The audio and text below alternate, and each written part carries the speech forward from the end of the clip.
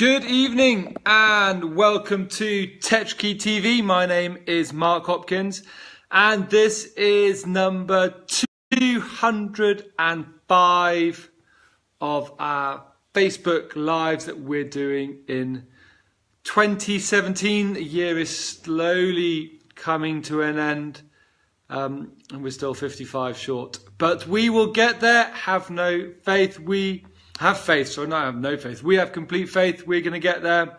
Got lots more things to talk about. Lots more exciting things to share with you. And tonight I am going to share. So tonight I am talking about, this concept of playing. Stop playing and start committing.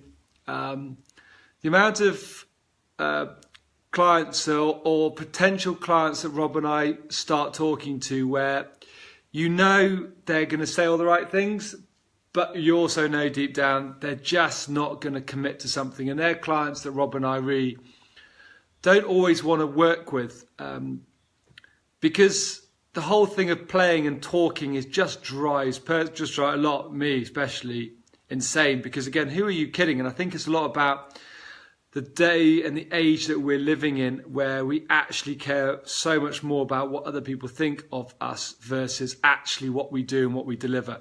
And we're so worried about trying to control or interpret other people's perceptions and interpretations, so we don't actually focus on what we are holding ourselves accountable. And it's so interesting, especially in larger businesses, the whole concept of accountability. And again, I find the whole concept of accountability very, very bizarre. Because if you recruit and retain the right kind of people, high-performing individuals, then do you really need to hold them accountable to do something? Or do you just lead and manage them and show them the why and give them something to be passionate about that they hold themselves accountable to? I did a workshop probably a couple of weeks ago. And there was 150 salespeople in the room. At the end of it, I basically said, don't you dare commit to the organisation. Because while that may last for a very short period of time, the only person you're really committing to is yourself. So this whole thing of stop playing and start committing, and I want to share two examples that I did over the last few months and how what difference it's made. So the first one was this bike ride that I've shared before. Went out for a drink with a friend of mine, started talking about it, and it was something that I've always thought about doing and wanting to do, but I've been playing and I hadn't committed to doing. So there and then, and definitely I cannot blame alcohol for this. This was done after the first drink. I went online, and the great thing about today's world is once you make a decision, you can actually do something about it. I made a decision to sign up for the race.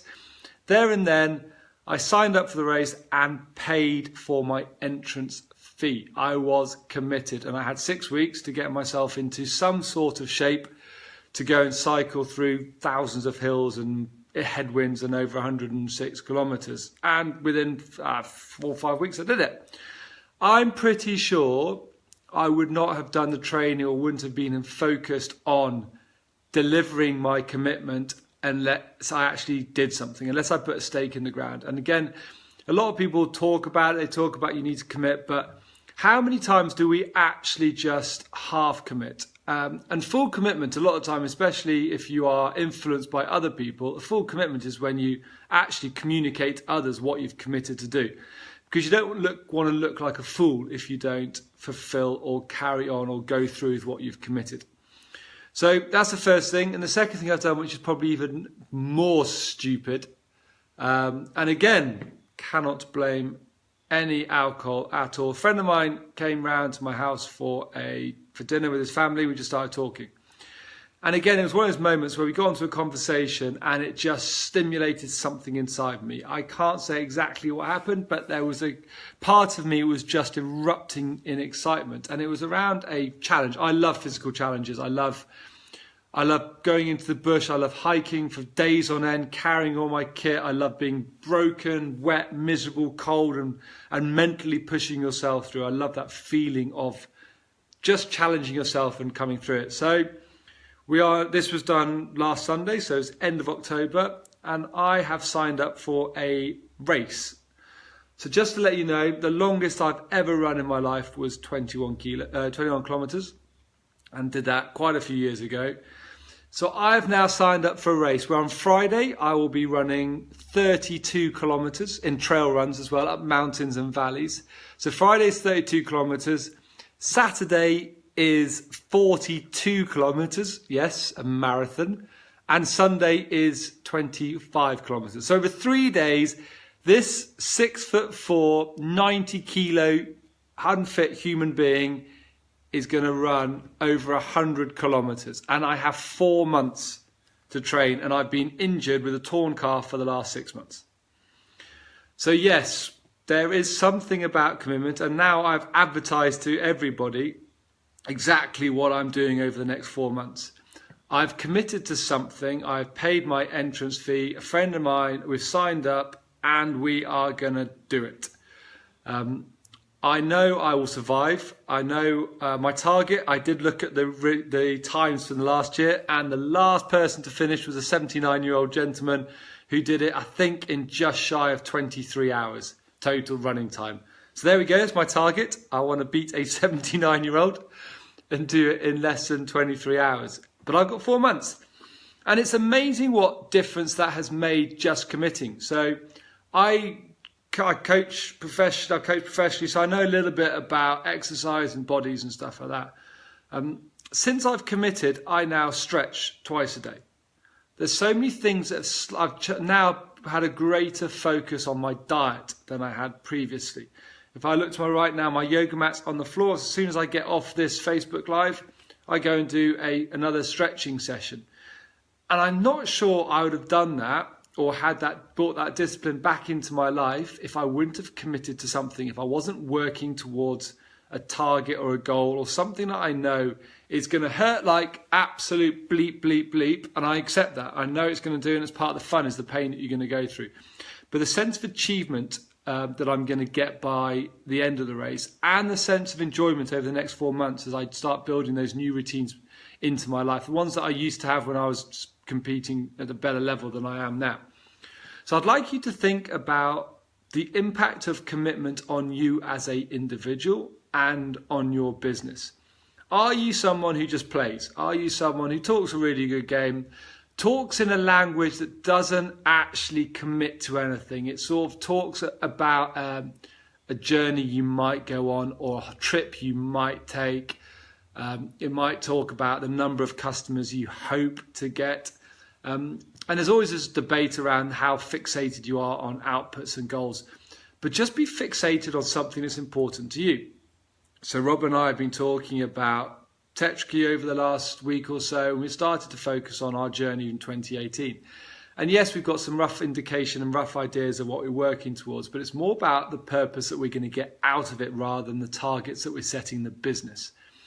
We're looking at what we're going to do as a celebration of our success. So like a celebration for me over the next 4 months is be able to do this race. So I've committed to that. I've paid my money. So I'd like you to think about what have you paid money towards. And it may be metaphorically, it may be realistic. It may be something that you are putting a down payment on a dream car or a down payment on a house in a year's time, or you've paid the deposit for a holiday in 12 months. Now that holiday is coming. Now your choice is, do you kiss goodbye to your deposit, or do you do everything in your power to ensure that you're able to get onto that plane, that boat, whatever it is it's going to do, that's going to fulfill a purpose and a need and a want in you? I need to do this race because it's going to challenge and push me and just keep me going forward. I don't believe in comfort zones, but I believe in testing yourself all the time. I test myself mentally, physically, emotionally, everything. And it's not because I'm a masochist. It's because we put so many self-imposed boundaries on ourselves. All the time we are saying, I can't do this, or I'm restricted by this, or what if? All the time we're saying that. Now, everybody's looking at me going, Mark, you are mad. You haven't run for 6 months with an injury, and now you're going to do 100 kilometers. And yes, I might be slightly mad, and I might not finish the race. Might not, but who cares? I'm testing myself, and I'm challenging myself to do something that's completely alien to me, and I'm going to love it. I'm going to learn, I'm going to love it, I'm going to hate it, I'm going to go through the emotions. But unless you actually put yourself into a position where you can experience different emotions, you're just playing.